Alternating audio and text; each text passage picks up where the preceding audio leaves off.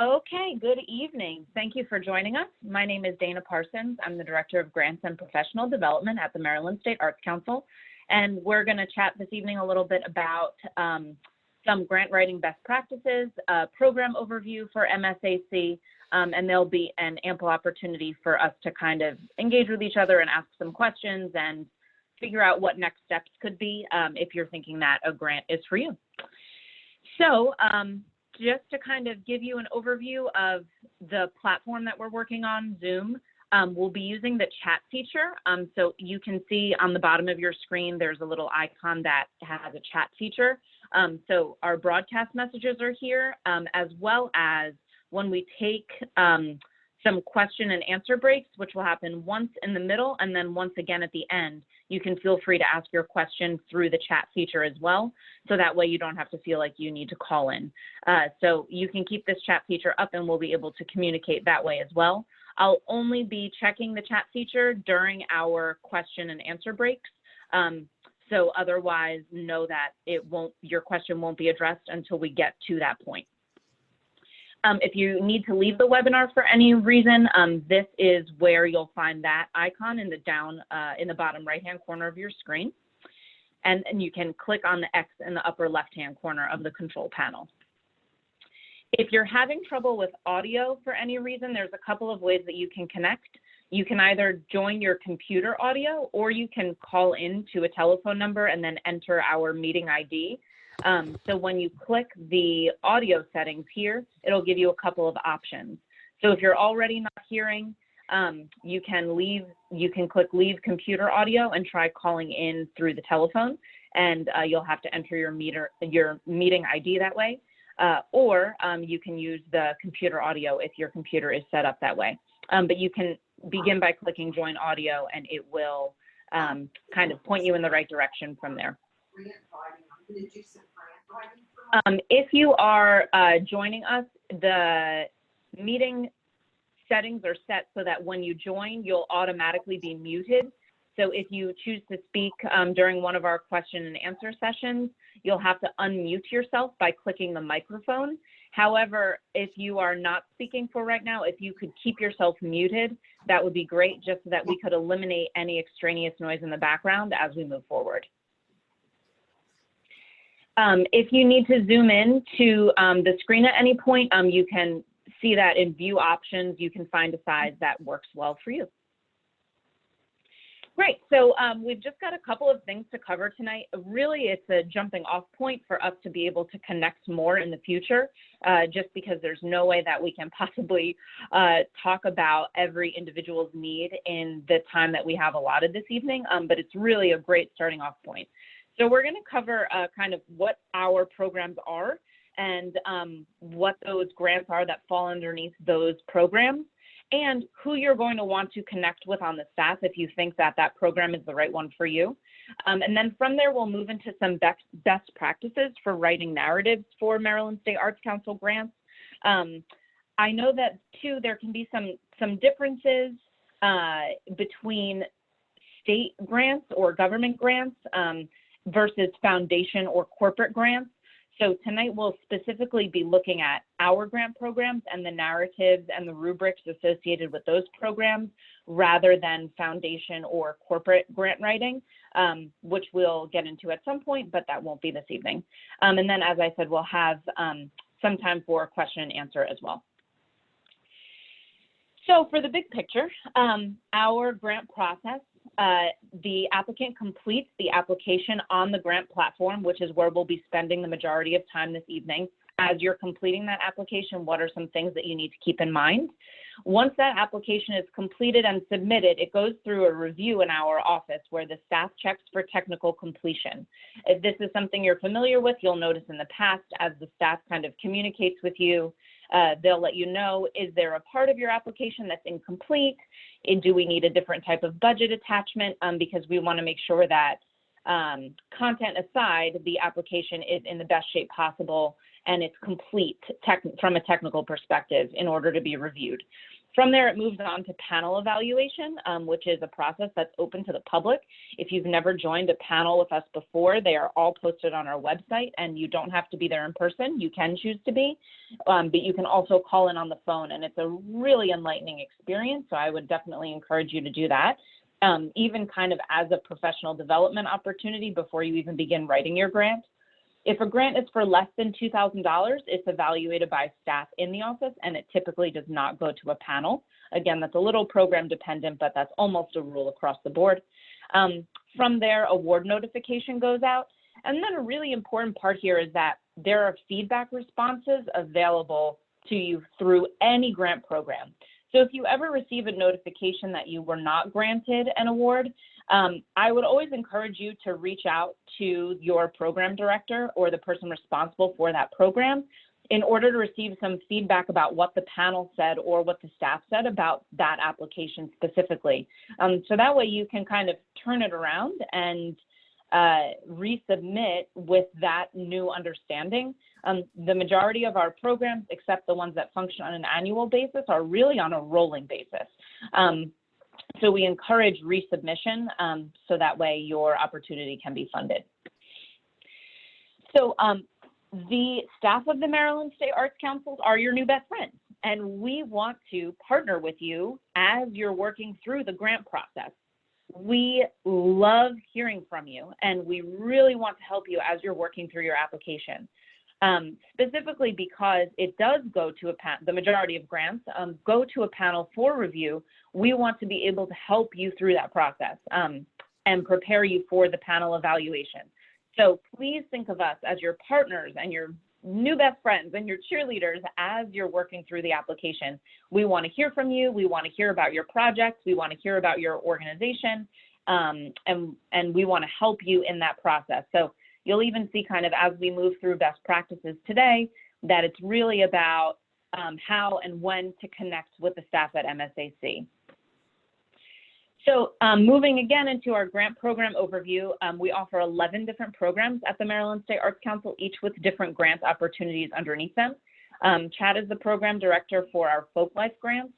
So this focuses on Folklife projects as well as apprenticeship programs, which fund apprenticeships and masters of craft as they work on passing a folklife tradition through generations.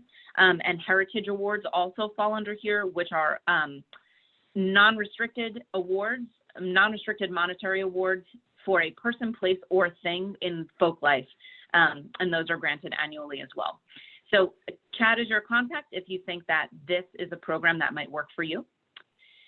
Precious Blake is our Arts and Education Program Director. We offer grants for schools or organizations that are interested in bringing in teaching artists for either residencies, for performances.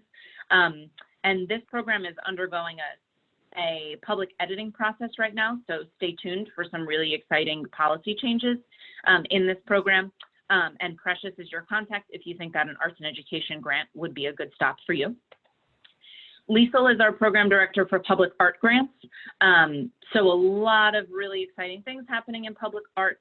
Specifically this year, the grants are not open just to county arts councils, but they're also open to arts organizations.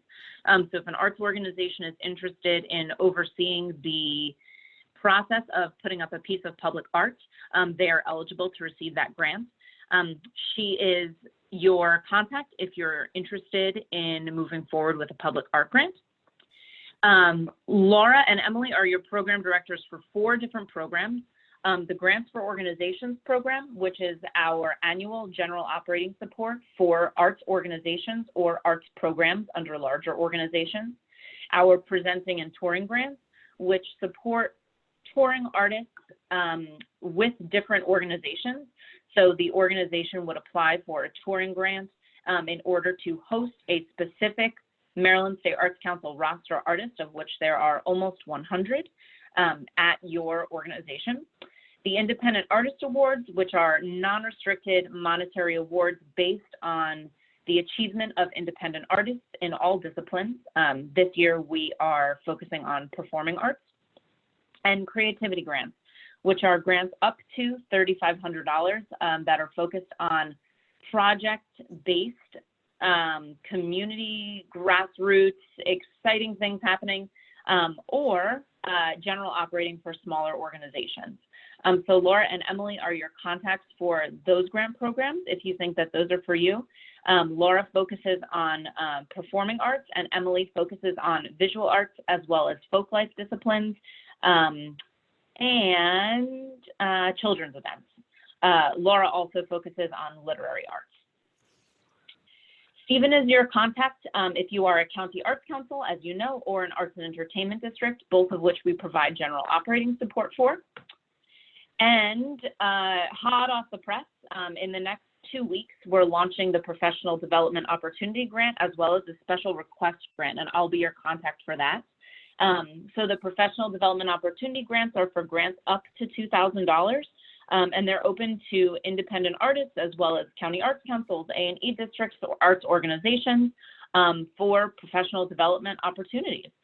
So you're able to identify your own PD opportunity and then apply for a quick 3-question grant that would allow you to receive funding to move forward with funding that opportunity for either you or a collective. And special request grants we're streamlining the process by which we would receive special requests. So that way, as something comes up that's outside of the purview of your general operating support, if you are already receiving general operating support from us, you're able to submit a special request in addition to general operating support that would go straight to the council for approval. So I would be your contact if you have questions about either of those. So at this time, we'll jump into a 5-minute question and answer. You have the ability to unmute yourself. I'm going to stop sharing the screen so that I can see the chat box. So you'll see a blank screen, but don't be alarmed. We're going to jump into best practices in a moment in terms of a narrative, how we're kind of going to form the narrative of our grant application. But I will take a moment here just to check to see if we have any questions. So feel free to unmute yourself and ask a question, or you can enter any question into the chat box and I will address it out loud. So a question came through that just said, when will PD grants be available? So everything is approved by the council. It's approved by the Department of Commerce. We are literally just waiting for the e-blast to go out. So either this week or next, and we have funds available and allocated for it in fiscal year 20. So I would say we'll probably begin accepting applications in the 3rd week of February, so about 2 weeks from now, and our first round of review will be in March. So very, very soon. Thanks. Any other questions? Feel free to unmute yourself or to come through. Please clarify what is a special request grant and are they for organizations only? So yes, a special request grant is for organizations only, and they're actually for organizations who are already receiving general operating support from us. So it falls on top of, let me back up a step. In the past, we've had organizations who receive general operating support from us have additional needs. So for example, capacity, or they have, they've just moved and they have an issue that they need in terms of moving. And so it's kind of a special request that falls outside of their general operating support. There's been no way for us to receive those requests in the past. So they've just kind of been submitting a 1-page proposal that has then kind of gone to our council for review and either approval or not based on the allocation of funding for that year. So this is our effort in making that a public process. And so we're interested in allowing the same access and opportunity to all organizations that we already fund through general operating funds so that they're able to submit those special requests. There's more information about what is eligible and what is not in the guidelines, which are currently up on our website. And in a moment when we jump back into the webinar, I'll be able to show you exactly where that is on the website. So I've made a note of that to be able to show you. Can you give an example of a special request grant a theater might apply for? So something like capacity would be great. We recently had someone write a request to the council for additional marketing needs. So they wanted to reach out to specific communities. So there were additional marketing needs. Those are two examples, and they were both theaters. The next question here says, would funds be available to hire someone to help us hire someone to improve our publicity and outreach as a co-op gallery? Yes, I would say that would fall under capacity. Or if you are already not receiving, so that could come through a special request, or that could also come through a professional development opportunity grant. We understand that a lot of professional development opportunities are happening through hiring the specialists in order to assist staffing, specifically from an administrative capacity. So artist stipends or kind of specialty agency stipends, all of that can fall under a form of professional development.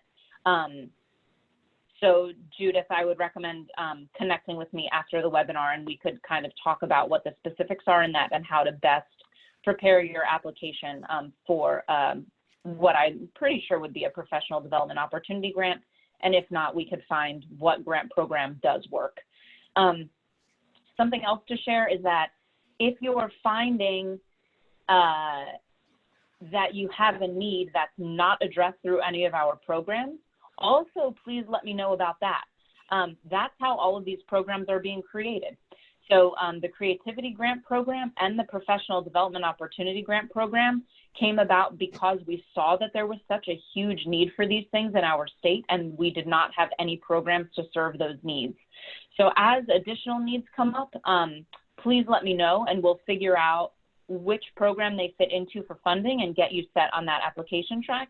And if they don't fit anywhere, we'll be able to gather that data so that soon we can attempt to create a program to fit those needs. So we want to hear from you all the time. Always let us know what your needs are. We have time for these two other questions, and then we're going to jump back into the webinar. Could you please expand on general operating support grants? So specifically, we provide general operating support to arts organizations and arts programs, county arts councils, and arts and entertainment districts. And through an annual application process and panel review, a percentage of the total allowable income, which is part of their general operating budget, a percentage of that is funded through our budget allocation. So right now, last year, arts organizations received 7.5% of their total allowable income for general operating support. And it can be used for any part of general operations, with the exception of a couple of things like capital campaigns or, funds to be put into an endowment and things like that. If you think that you're eligible for general operating support, we'd love to hear from you. Emily and Laura are the contacts for that, unless you are a county arts council or arts entertainment district, but we know all of you already and you're tired of hearing from us. But if you are if you're an arts organization or an arts program that falls under a larger organization, you could be eligible for general operating support if you focus on the arts. And so connect with me after the webinar and we'll get you started on that task. And then this last one says, you mentioned capacity needs. Could you explain what that means? Almost sounds like a capital need. So capacity needs, we're hearing from a lot of organizations that the demand for their art is so large and the staffing that they're able to fund cannot meet those demands. So a capacity grant or a capacity need would almost be seed funding to allow new positions to come on board in order to expand the productivity and the programming of the organization to then focus on those new needs.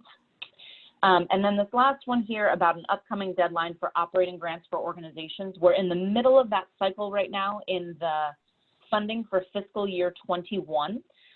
So if you're interested in that, we would have some time. You would need to submit an intent to apply in the summer, and that would be for funding for fiscal year 22.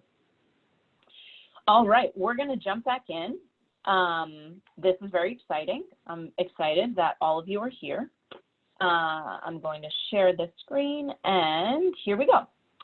So we're going to jump into now just some best practices, what we would really consider to be a comprehensive approach to completing a narrative portion of your grant, as well as the full application itself.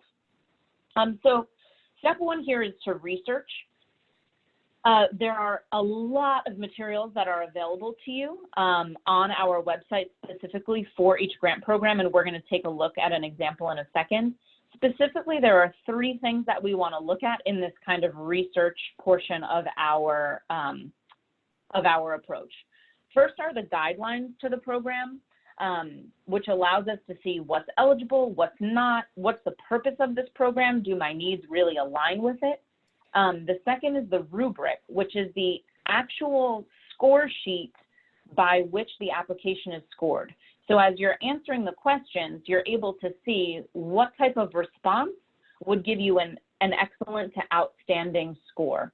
So you're able to see in advance, if I answer in this way, I'll be able to get a 100, which in some programs means that you would be funded over other applicants based on a higher score, or in some programs it can allow your percentage of funding to increase. So the rubric is this highly overlooked but very, very important tool that you're going to want to use in the writing of the application.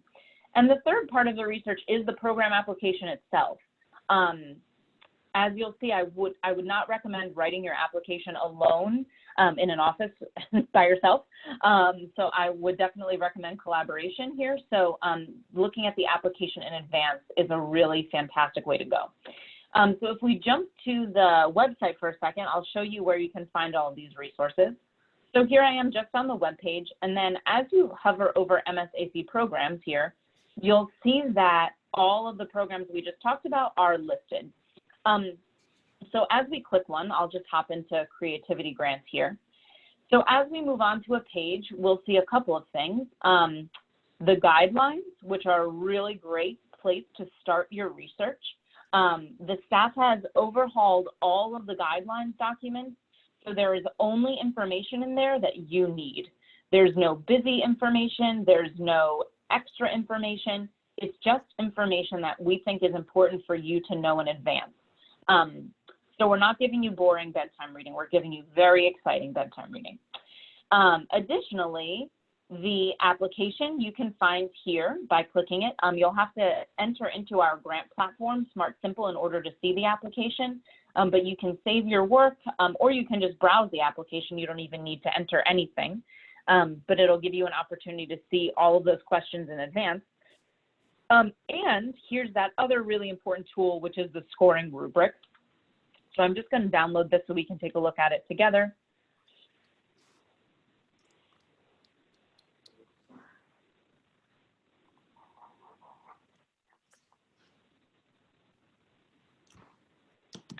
So here's an example of what a scoring rubric looks like.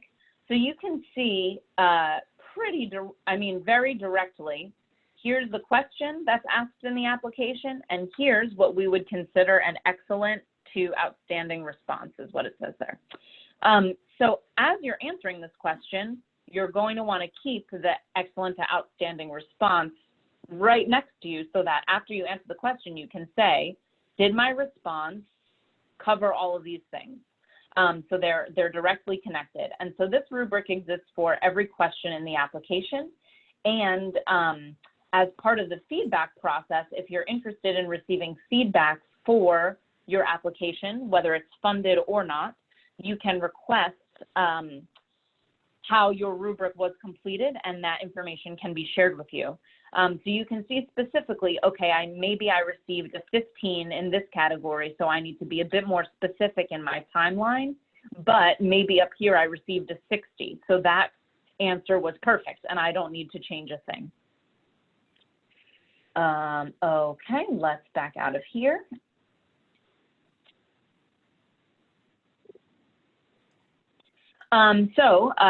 Doing the research in advance. The second recommendation would be to collaborate. We have found in talking with applicants in the past and working with applicants who are planning to submit that collaboration is the best way to write and prepare a grant application. If this means your entire staff is gathered around a table and you're talking through the application questions together and someone's taking notes, that is phenomenal. Highly recommended. You want to be gathering as many different perspectives as you can around the content of the questions in alignment with the rubric in order to answer them. Sometimes when we just have one person answering the questions, we're not really gaining the depth and breadth of where we want to go in connection with the rubric. If your organization or your project is comprised of volunteers, that's something else that's really fantastic to gather those people around in a table and begin to talk about the content. The content of the application, specifically in the narrative section, are meant to be a reflective tool for the applicants who are completing it. So again, these aren't questions that are meant to cause hardship. They're meant to cause critical thinking and to help you reflect upon the project itself or the organization in order to begin to elevate best practices there through this kind of process of reflection. We also encourage you to include community and audiences in this kind of process of how you're gathering information to answer these questions. It is an exciting process to begin to involve as many people as possible as you explore these things. And in connection with that, as you're collaborating and you're looking at the content of the questions, we encourage vulnerability and truth-telling. You'll notice that in the rubric, a lot of the language focuses on effort rather than measurement. So really, the rubric is encouraging you to think about these things and to incorporate them and to jump into the deep end rather than kind of thinking of it as like a punishment or anything like that. And of course, we want to collaborate with you to help you with your grant application. So please see us as a collaborative partner again as you're kind of working through all of that. Then as you enter into your draft, a couple of things here, most of which we've already touched upon. A really important thing that seems so simple but is overlooked so often is to read the instructions.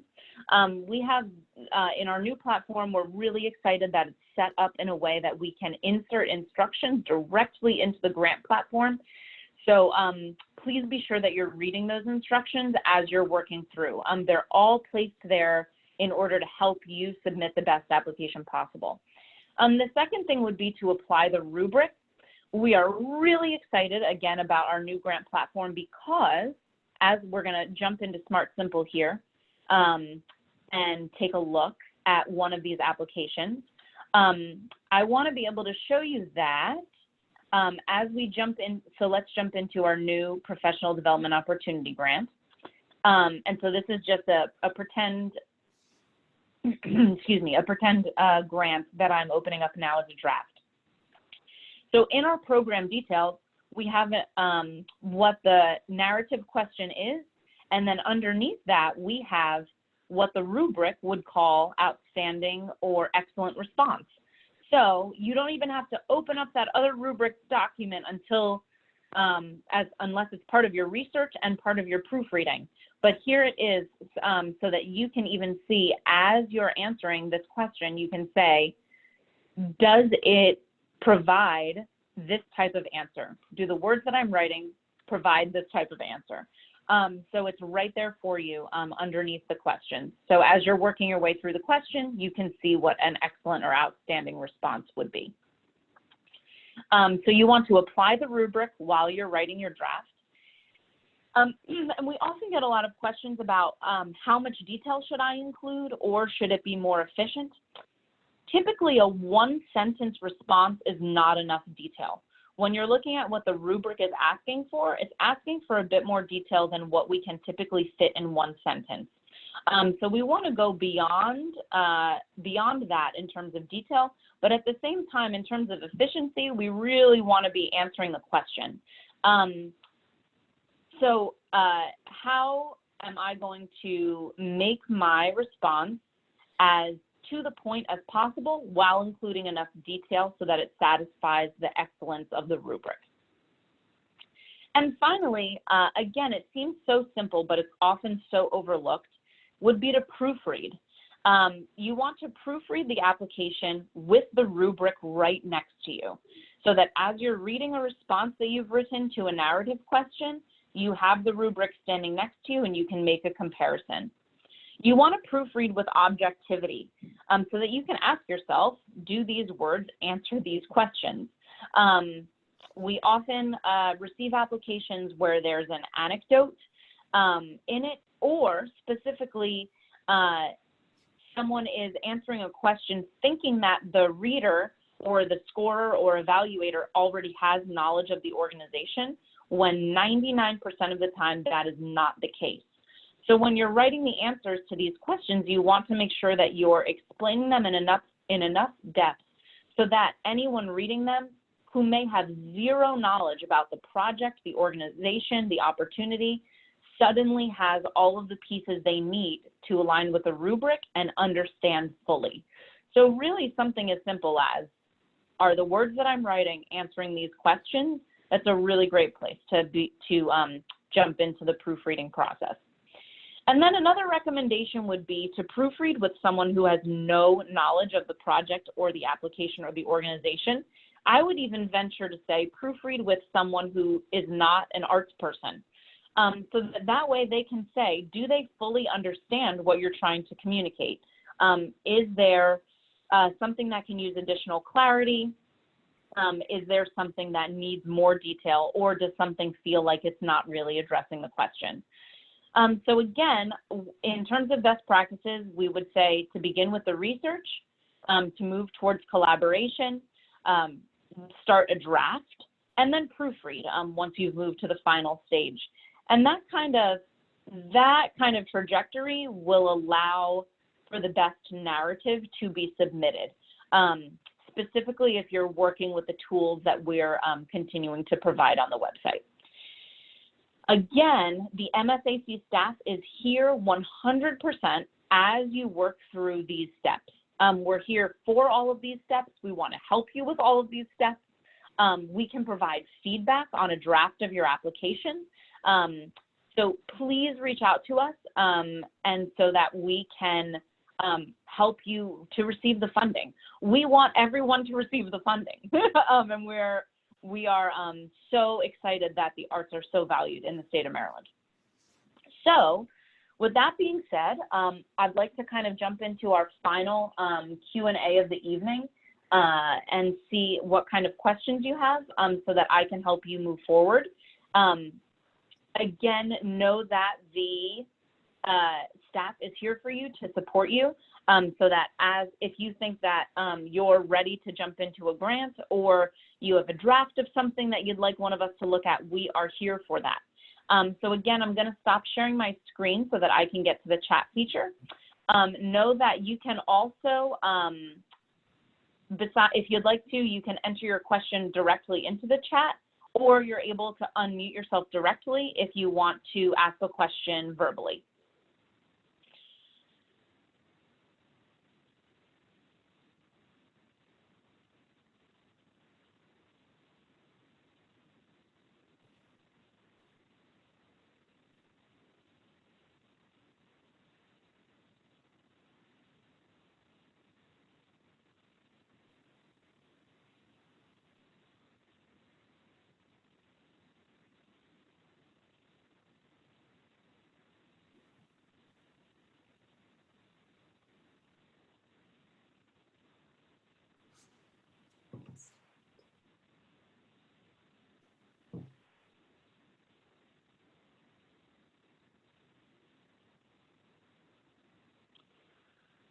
So one question here says, looking at grants for performers, is it not possible to apply for grants as part of different performing groups? Looking at grants for performers, is it not possible to apply for grants as part of different performing groups? So it sounds like that would fall under our creativity grant program. And you can apply for grants as part of different performing groups. It's just the applicant can't be the same. So you could not be the applicant every time. The group would have to be an applicant, for example, for one of them, and then you could be the applicant for another. Each applicant can only receive a grant once per fiscal year for that program. But if it's a specific project, Natalie, connect with me via email and we can see where to move from there. Will the professional development grant be available for public school art teachers? Yes, absolutely. K through 12 schools, as well as colleges and university art programs, are eligible for the professional development grant opportunity. So we would encourage all types of professional development to apply. We've been hearing from a lot of schools that it is really hard to fund professional development arts opportunities.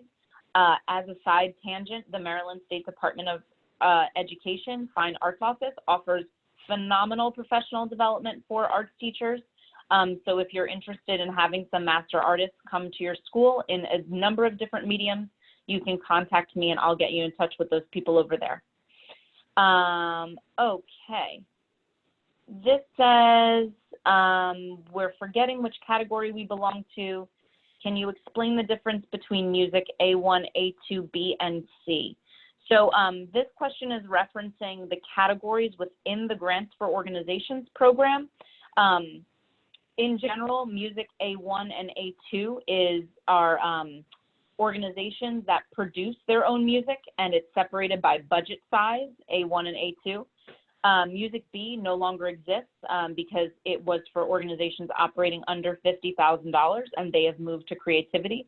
Music C is specifically for music organizations that present music rather than produce. But if you have a specific question about which category you're in, you can contact, for music, you can contact Laura. And she can let you know which category your specific organization is in. This question says, where can we find the calendar schedule for proposals? The calendar and schedule for proposals is dependent upon the program. Some of them are annual, the majority of them are rolling, some of them are quarterly.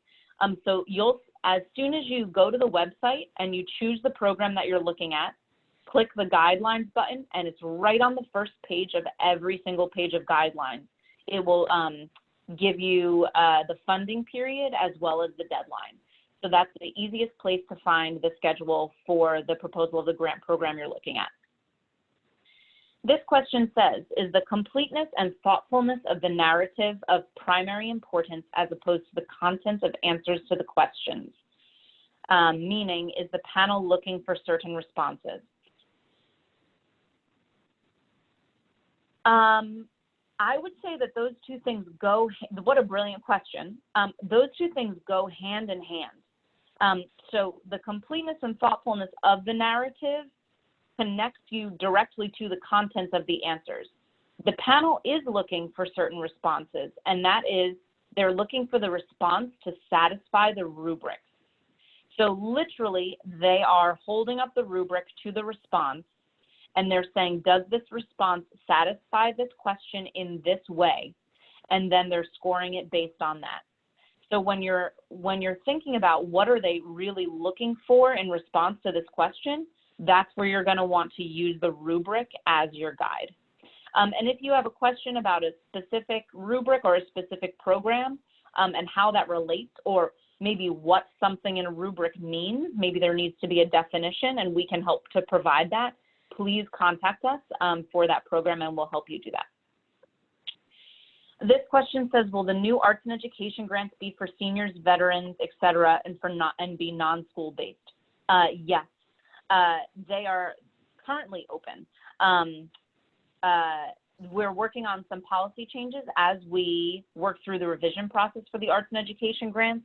And so specifically, those ones for senior creative aging is the fancy name we're calling it instead of seniors, as well as for veterans, will be open to organizations that support these education programs outside of school. So they can just be an arts organization or program. It does not have to be a school. And those are currently in policy change. They're in process of having those policies changed in order for those applications to be accepted. This says, is there anywhere on the website that a calendar of deadlines for all of our grants and a calendar for reports? That does not exist at this time, but I will put that on my list for something that would be helpful. And a calendar for reports as well. Great, I'll add that to something that would be helpful. This one says, as an independent artist, is the professional development opportunity the only grant available? No, it is not. So the professional development opportunity grant is one. You would also be eligible to complete an application for the Independent Artist Awards, which are awards that honor past work. So it wouldn't be focused on a future project. It wouldn't be funding something in the future. It would be an unrestricted monetary award based on work of the past to honor that work. You would also be eligible for the Creativity Grant. So there's 3 different grant opportunities open right now for independent artists, as well as some roster opportunities. So as an independent artist, specifically someone who specializes in a field, you would be eligible to apply to be on our touring artist roster, as well as our arts and education roster, which would potentially open up opportunities for you to be a teaching artist or a performing artist at different venues in the state, since Maryland State Arts Council can supply funding for organizations to host you as either a teaching artist or a performing artist. This quote, I missed my spot.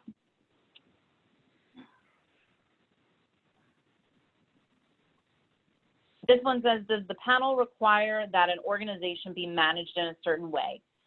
No, it does not. And it says relate to its audience in a certain way. Again, no, it does not. In connection with this, something that's been requested of us in the past is, can we provide sample answers to questions in grant applications of what would be considered an excellent to outstanding response?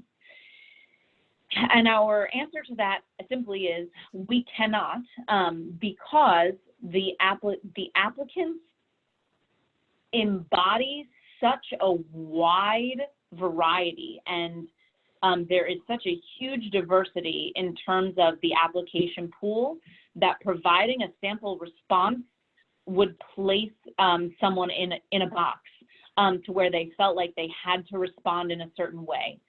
So specifically in relation to this question, if our sample response said that an organization had to be managed with 5 staff all working full-time and receiving benefits, that is not how all organizations are working.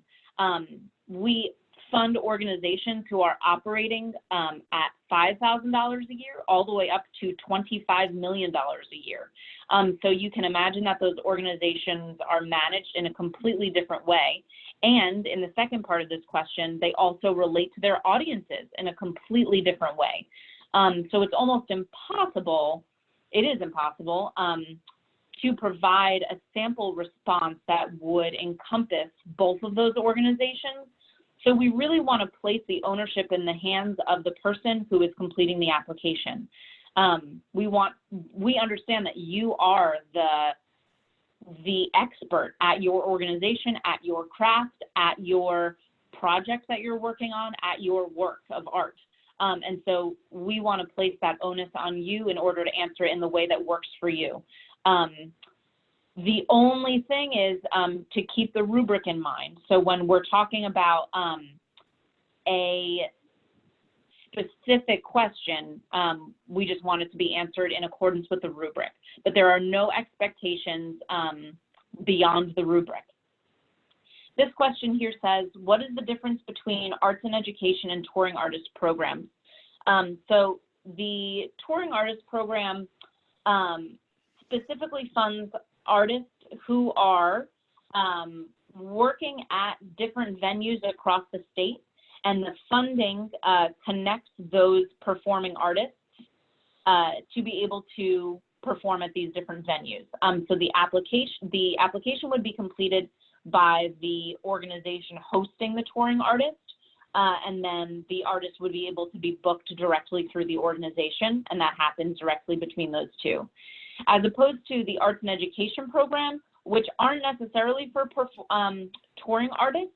You can be a touring artist and a teaching artist, sure, but it specifically is supporting those teaching artists who are going into schools or into other organizations for either residencies or specific performances.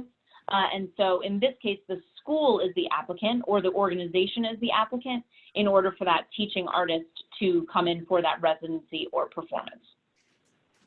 This question says, is there a rubric for the Touring Arts Grant?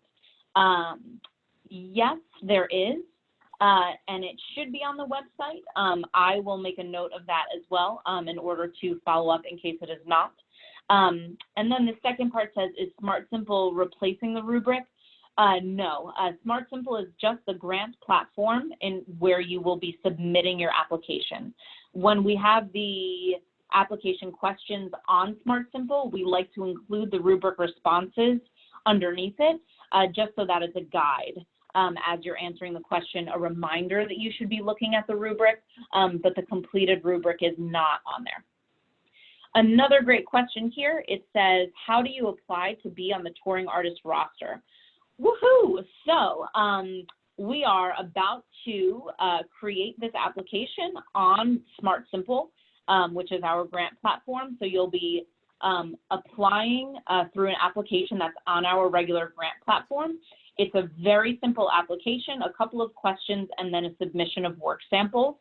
And starting in, what is our timeline for this? We are just now building this application. It's the final phase of putting up applications and calls on our grant platform.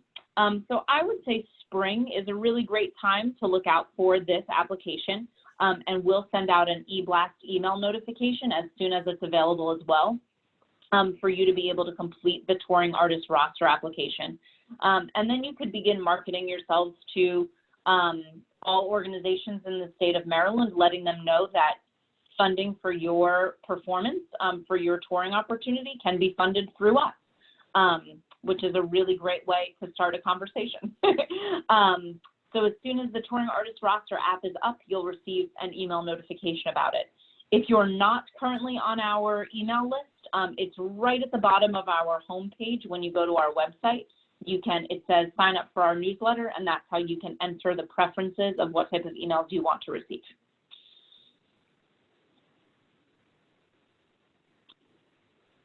Any other questions coming through on the chat? We have, it looks like a couple more minutes in case anyone has anything. This one says, can the touring artist be listed as an individual and or an ensemble? Yes, it can be an individual or it can be an ensemble. Either one of those things. You would just complete the application as whoever is the touring entity, whether it's an individual or an ensemble. The exciting thing too about this application is that it will be on a rolling basis. So we won't be adding touring artists annually. We'll be adding touring artists to the roster rolling. So they'll be reviewed pretty consistently by a panel, and then our touring roster will expand from there. We're very excited about that. This says, can the touring artist be listed, does every artist need to be a Maryland resident? What an excellent question. I have to check the guidelines for that. I know that if you're an individual, you 100% need to be a Maryland resident. I know that our funding cannot be used to support artists who are outside the state of Maryland. So even in something like the Creativity Grant, if you're collaborating with artists in DC, Virginia, Pennsylvania, you can still collaborate with them. It's just our funding can't go directly to support them. So I want to say that I'm going to put this on my list, Natalie, to check the guidelines for. But as long as our funding isn't directly supporting them, I don't see a reason why every artist would need to be a Maryland resident.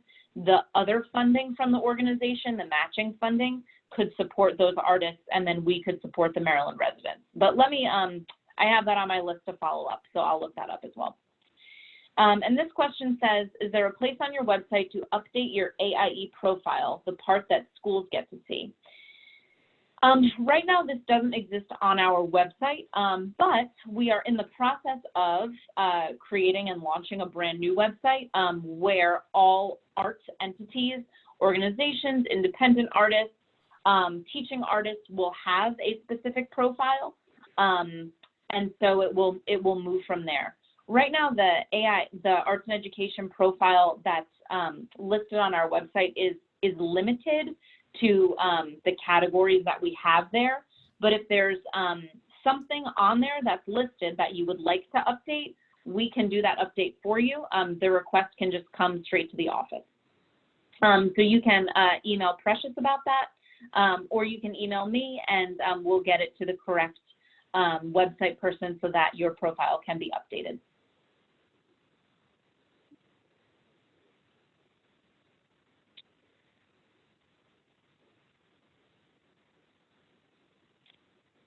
Okay, it seems like questions have slowed down a bit on the chat. So this one also says, can I view my profile on the website? And yes is the answer to that question. When you jumped into, when you went into the program on the website, you're going to want to click whichever roster you're a part of, whether it's the visiting performing roster or whether it's the artist in residency roster. And everyone will come up, and you'll be able to either search for yourself or click it, and then you'll be able to see what that profile looks like. Just very quickly, my contact information in case you would like to follow up with anything. Again, we are here, and we want to talk to you. We really love talking to you. We want to hear from you. We want to hear what you're up to. We want to help you with your application. We want to help you find sources of funding, and we want to fill in the gaps for what you think that we're missing. So we want to talk to you about all of those things. Please feel free to email me at any time, and we will connect about whatever it is that you need next. It has been wonderful spending time with all of you this evening, and I am looking forward to hearing from everyone. I'm going to check this chat for one last second. I'm going to stop sharing my screen. Great, and it's a bunch of thank yous. Again, please follow up. We're interested in hearing from you. Have a great night, everybody.